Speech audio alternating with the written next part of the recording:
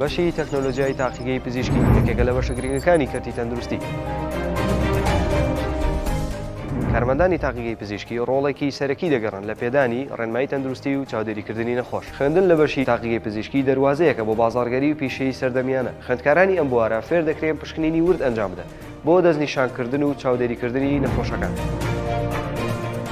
لە ئارتیڤای گرنگی تەواو دەدرێت بە خوێندکارەکان و هەروەها داوینکردنی هۆڵەکانی خوێندن و تاقیگە و پێداویستیەکانیان. ئەمەش ئامادەیان دەکات بۆ ئەوەی کە سەرکەوتوو بێت لە تاقیگەی نەخۆشخانەکان و کلینیەکان و تەنانەت ڕێکخراوەکانی تەندروستی.